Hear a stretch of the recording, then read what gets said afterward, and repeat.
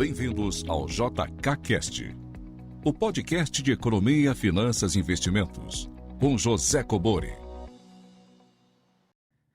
Sejam todos muito bem-vindos a mais um episódio do JKCast. Bem, pessoal, hoje eu estou sozinho, estou gravando aqui no motel e o Ed está num compromisso, então não vamos conseguir fazer este episódio juntos. Perguntas em áudio e texto para o WhatsApp 61 981 17 0005. Pessoal, ainda está vindo muita pergunta longa. Agora chegou perguntas de 2 minutos e meio, 3 minutos.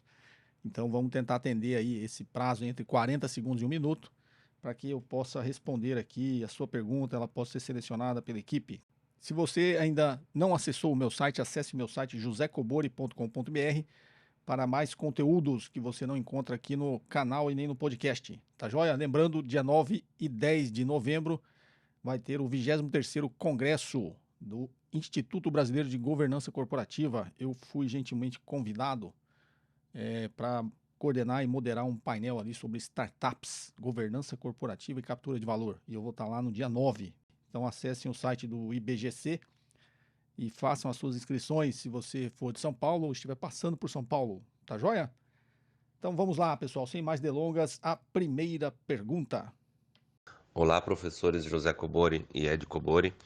Eu me chamo Fabiano, sou da cidade de Itapeva, interior de São Paulo. E, em primeiro lugar, eu gostaria de agradecer pelos excelentes vídeos que vocês têm nos disponibilizado, tem me ajudado bastante. Eu tenho uma pergunta do ponto de vista fundamentalista, é a relação entre o indicador PL e o valuation. Eu não consigo entender qual é a relação entre eles e se existe uma relação entre eles. Porque quando eu começo a estudar uma ação, eu parto do princípio que o PL precisa estar baixo. De preferência 1, não tão baixo, porque aí é possível que não é um fato, mas é possível que a empresa possa não ter bons fundamentos. Bom, o fato é que eu vejo algumas empresas com PL maior que 1, mas que do ponto de vista do valuation, do preço justo, ela justifica esse PL alto. Então eu gostaria de saber qual a relação, se existe uma relação, se eu anulo o PL quando o valuation justifica a capacidade dela trazer lucros para a empresa no futuro, ele sobressai sobre o PL. Gostaria de saber se existe uma relação e qual é a relação entre valuation e PL. Bem, Fabiano de Itapeva, no interior de São Paulo. Vamos lá, Fabiano. Talvez tenha alguma confusão quando você fala o índice PL acima de 1, abaixo de 1. Você deve estar confundindo com o PEG Ratio. Inclusive tem um vídeo aqui no canal que eu falo exatamente sobre isso aí. Acho que foi até um trecho de um podcast que me perguntaram sobre o índice PEG Ratio, tá? Eu vou explicar aqui mais ou menos, mas entrem nesse vídeo aí que vocês vão ter a explicação mais completa. Porque quando você fala em um índice 1 acima ou abaixo é o PEG, tá? O PL, na realidade, é o preço-lucro. O que é o preço-lucro? Quanto eu paguei na ação, quanto ela gera de lucro por ação, né? Então, um PL de 10, digamos, você pagou R$10 na ação e ela distribui R$1 por ação de lucro, né, por ano. Então, 10 dividido por 1, 10, seu PL é 10, o que esse número está querendo dizer? Que você vai levar 10 anos para retornar o preço que você pagou em forma de lucro. Seria uma espécie de payback, tá? É um payback ali em forma de lucro. Qual o problema? O payback não considera o valor do dinheiro no tempo, então não está considerando tempo e risco, né, de você gerar isso aí. Mas é um indicador fundamentalista que serve para você fazer comparativos, né? Ó, essa empresa tem um PL de 10, aquela tem um PL de 5, aquela...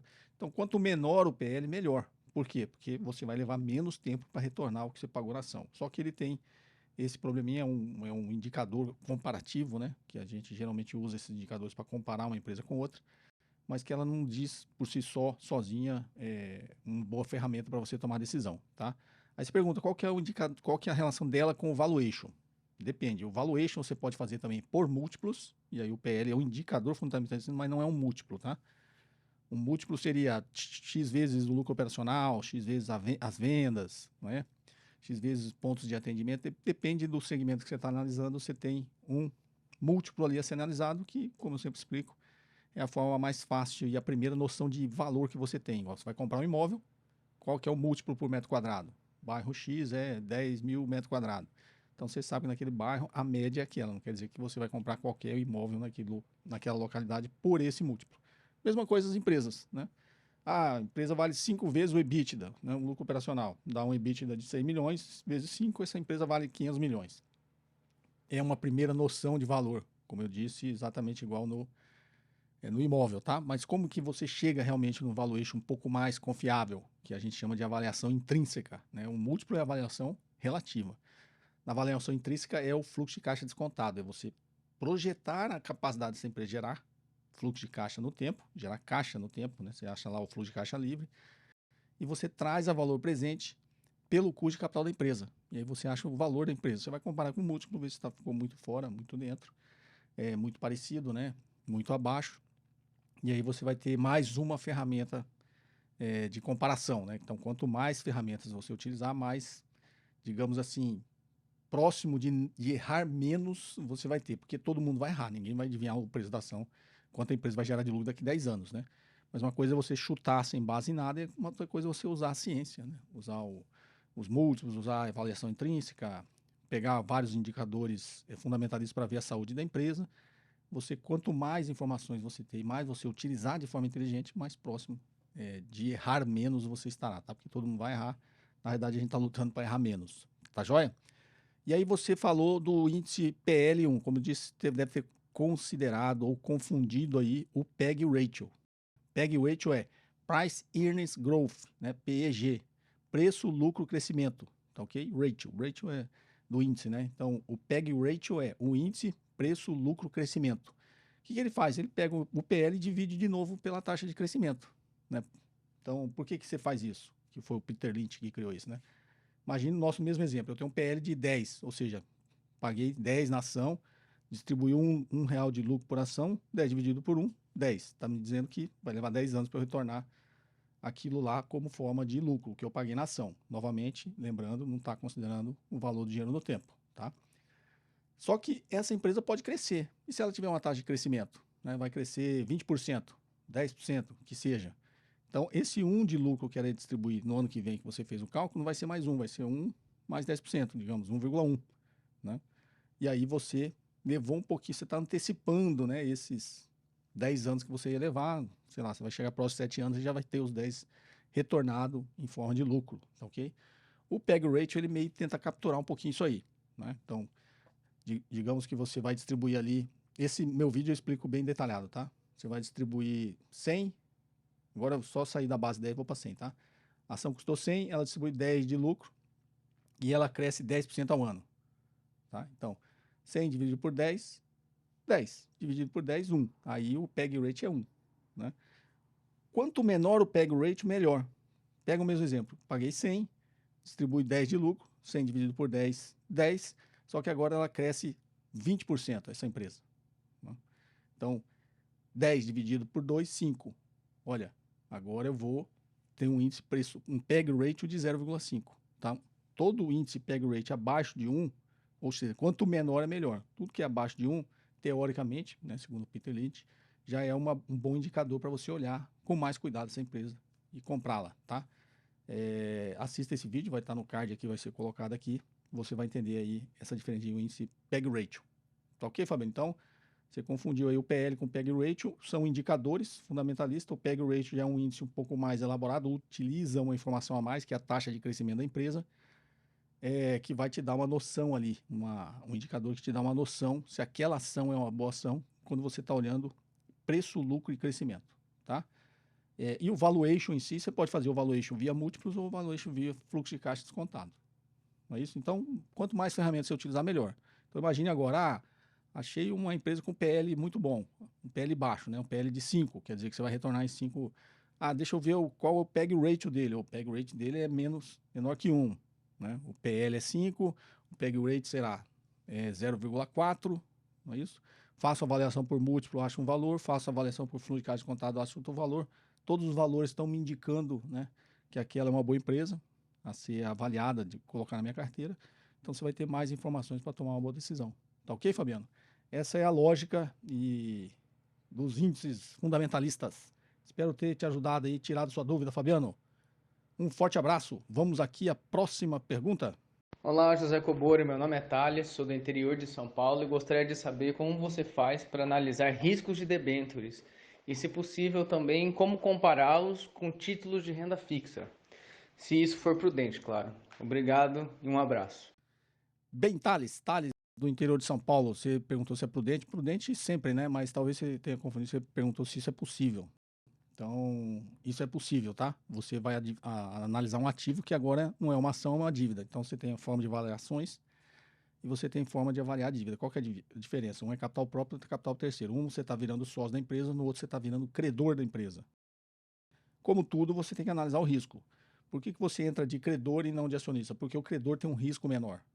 Porque o credor ele tem uma garantia, dada a ausência de inadimplência, que o devedor vai pagar ele. Tem um fluxo de pagamento daquela dívida, desconsiderada a inadimplência, ela é estável. O acionista não, ele coloca o dinheiro lá, compra ação, na esperança que a empresa, confiando que a empresa vai gerar um lucro e vai distribuir lucro. Mas não tem nada, nenhum contrato dizendo que a empresa é obrigada a te distribuir. Todo ano vai te pagar 10, não tem isso. Só vai pagar se der lucro, tá? Então você está confiando naquilo, você tem um risco maior, o sócio tem um risco maior. Logo, ele tem que exigir um retorno maior. Por isso também a teoria de que o custo de capital próprio é mais caro que o custo de capital terceiros. É o contrário da crença popular. Então, você quer, agora, não quero correr o risco da ação, vou comprar a dívida. Então, vou comprar uma debênture. Debênture é um tipo de dívida. Como eu avalio o risco dessas debêntures? As debêntures, principalmente se for de empresa de capital aberto, você vai ver essas debêntures sendo negociadas. Né? Você vai lá no seu broker, vai ter. E geralmente tem ali do lado a classificação de risco, né, dessa empresa. Então, sei lá, ela é AAA, ela tem que pagar um pouquinho a mais do que. Você até falou comparativo com renda fixa, né? Você tem que partir sempre do ativo livre de risco. O ativo livre de risco é o título da dívida pública, né? Os títulos do Tesouro Nacional, né? As LFTs, as LTNs, as NTNBs, as NTNFs, né? São títulos do Tesouro considerado livre de risco. Já expliquei várias vezes aqui. Ele não vai ficar te devendo se ele pode imprimir dinheiro, tá? Então parte desse pressuposto que não tem risco de default. Acima, tudo que não é título público começa a acumular um determinado risco. Por isso tem aquela escala risco e retorno, né? Então, agora eu quero comprar um CDB do Banco do Brasil. Tem um risco maior que o título Tesouro? Tem. O governo, o Estado é acionista majoritário do Banco do Brasil. Tá, mas ele tem um monte de acionista minoritário. Ele não é 100% do Estado. Então, ele já tem um risco um pouquinho maior do que o título do Tesouro. Agora, qual esse risco? Quanto ele tem que pagar mais? Que a gente chama de prêmio de risco, né? Então, sei lá, o título do Tesouro está pagando 13,75 ao ano. Qualquer outro título que fosse emitido vai ter que pagar um pouquinho mais. Porque você, como investidor, não compraria um título que paga a mesma coisa se o outro não tem risco, né?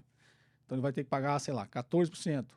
Aí vai subindo nessa escala, vai subindo o prêmio de risco, né? E o que muda? Aí chega agora nas debêntures de empresas, né? De capital aberto. Então elas têm um risco. A Petrobras tem um risco diferente da Vale, que tem um risco diferente da Gerdau, que tem um risco diferente da CSN, que tem um risco diferente do Nubank, tem risco. Se bem que o Nubank não tem mais nada no Brasil, né? Mas tem riscos diferentes das empresas, tá? E aí tem uma classificação de risco. Essa aqui é AAA. As agências classificam ali o risco que você tem. Qual o risco você está tomando em comprando dívida dessas empresas, tá? Agora, se não tem nada, nenhuma dessa informação, é a mesma coisa que a gente faria para avaliar o risco de qualquer coisa, né? Essa dívida tem garantia? A empresa gera fluxo de caixa suficiente para pagar os juros da dívida? É a mesma coisa de uma análise de pessoa física, né? Ela gera um caixa suficiente, tem sazonalidade ao longo do ano, vai ter meses que ela vai ter mais dificuldade do que outros. Então, tudo depende da capacidade da empresa gerar caixa. Por quê? Porque ela tem que pagar todo mês o fluxo da dívida, né? Então você vai analisar, ela gera caixa suficiente, então o risco é baixo. Essa dívida foi emitida com várias garantias, tá? Então o risco um pouquinho mais baixo. Mas essas garantias não são executáveis tão facilmente. Opa, então tem um risco maior do que aquela que tem garantias executáveis com mais liquidez, né? Que você consegue executar as garantias mais rapidamente. Então você vai analisando isso, você vai classificando o risco, né, da emissão de dívida, como você faria se fosse emprestar dinheiro como pessoa física. Eu não vou falar para o seu cunhado, porque você vai correr um risco muito grande, mas se for emprestar, você vive de emprestar dinheiro, e você, obviamente, você vai querer garantias, né? Para que você não leve um cano aí, um default. Então, essa é a forma. Mas se for empresa de capital aberto, você vai ver a classificação de risco dela nos brokers. E na emissão da dívida também, tem toda a informação que a empresa tem que fornecer, tá? Por ser uma empresa de capital aberto, de tudo que está por trás daquela emissão, inclusive garantias e tudo mais. Tá tá joia? Dessa forma que você avalia. Vamos aqui então, pessoal, a última aqui é em texto. Bom dia, professor, tudo bem? Marco Antônio de Ribeirão Preto. Poderia, por favor, nos explicar de um modo fácil de entender, como o senhor sempre faz, como que na prática o aumento da taxa de juros consegue fazer com que a dívida do país seja amortizada? Está certo esse raciocínio? Poderia também falar da dívida dos países em relação ao próprio PIB? Esse número é importante? Algum país em alerta? Bem, vamos lá. Marco Antônio de Ribeirão Preto. Na realidade, esse raciocínio seu não está certo, tá, Marco? Quando você fala o aumento da taxa de juros faz com que a dívida do país seja... Não, porque você está aumentando a taxa de juros, quando o governo aumenta a taxa de juros, na realidade ele está falando assim, ó, estou pagando mais, né? Como ele vai pagar mais em taxa de juros, vai sobrar menos para ele amortizar a dívida. Então é o raciocínio inverso. Quando ele começa a baixar a taxa de juros, como ele está pagando um fluxo da dívida agora, imagina lá, contava 2%, né? Ele pagava 2% sobre a dívida, agora ele está pagando 13,75%. Então, quando ele pagava 2%, sobrava mais dinheiro, teoricamente, né? Ele ia ter um desembolso menor sob forma de serviço da dívida e, teoricamente, ia sobrar mais dinheiro para ele poder amortizá-la. Então, o raciocínio é inverso. Quando sobe a taxa de juros, na realidade, eu estou tirando a minha capacidade de amortizar a dívida. E a relação dívida-PIB dos países? Depende da capacidade que o país tem, o dinamismo da economia, né? Vem sempre muita pergunta que o Japão tem uma relação dívida-PIB de mais de 200%, né? Ou seja, ele deve muito mais do que 2 vezes o que ele consegue produzir. Mesmo assim, a dívida dele é considerada de baixo risco, pagam taxas inclusive negativas durante muito tempo, e as pessoas continuam comprando a dívida, né? Então é sempre um raciocínio simples, de credibilidade, tá? O Brasil não é nenhuma vez o PIB e tem que pagar 13,75. Credibilidade, né? Então a economia japonesa é muito mais pujante, muito mais forte, muito mais dinâmica. Os cidadãos japoneses e os investidores estrangeiros confiam muito mais no Estado japonês, então ele está disposto a emprestar dinheiro para o governo japonês a uma taxa de juros baixíssima e ele tem uma relação de dívida-PIB muito alta. Só que, ele tem uma relação de dívida-PIB de 200%, um exemplo, é mais, né, do que 200%, só que ele paga quase zero na dívida de taxa de juros.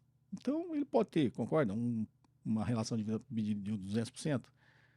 O Brasil não tem nenhum por cento, mas ele paga 13,75 na dívida dele. Tem um serviço da dívida muito caro. Então, teoricamente, primeiro, ele paga muito porque ele é mais arriscado. Então, ele tem que oferecer uma taxa de juros maior para poder captar dinheiro, emitir dívida. E segundo, porque os investidores, né, não vê tanta segurança assim no governo brasileiro. Então, vai cobrar uma taxa de juros mais alta. Quando ele paga uma taxa de juros mais alta, ele, teoricamente, vai ter uma relação dívida-PIB tem que ser menor, né? Imagina se fosse o Japão, 200% de dívida PIB, pagando 13,75% na dívida ao ano. Talvez ele não teria capacidade de ter essa relação de dívida PIB. E por trás disso, toda a lógica econômica, né, do que o país consegue produzir de forma dinâmica, de entrar e sair das crises. Então, apesar de que o governo japonês está em crise há muito tempo, mas é um governo ainda que tem muita credibilidade, né? Um país ainda que tem bastante credibilidade. E os credores enxergam isso e por isso eles continuam financiando o governo japonês e permitindo que ele tenha essa relação de dívida PIB mais alta. Eu espero ter... Aqui acabou, né, esse episódio. Como eu disse, hoje eu fui sozinho, tô em trânsito e o Ed não pôde participar, tem um outro compromisso. Nesse horário, né, que eu tô fazendo o podcast, ele não poderia participar. Então eu fiz ele sozinho aqui. Agradeço a atenção de vocês. Acesse o meu site, josecobori.com.br. Acesse um site do Instituto Brasileiro de Governança Corporativa, que tem o 23º Congresso do IBGC, que vai ser em São Paulo, dia 9 e 10 de novembro. No dia 9, eu tive a honra de ser convidado para ser o coordenador e moderador de um painel, onde eu vou estar com outros 2 palestrantes ali, discutindo sobre governança corporativa, né? Com o título Startups, Governança Corporativa e Captura de Valor. Então, para quem estiver em São Paulo, mora ou estiver passando por lá, será um prazer vê-los nesse congresso, tá joia? Espero que vocês tenham apreciado este episódio. Perguntas em áudio e texto para o WhatsApp 61981170005. Perguntas entre 40 segundos e 1 minuto, em locais silenciosos, se identificando de onde você fala. Tá joia? Um forte abraço e até o próximo episódio. Você ouviu mais um episódio de JK Cast, o podcast de economia, finanças e investimentos com José Cobori.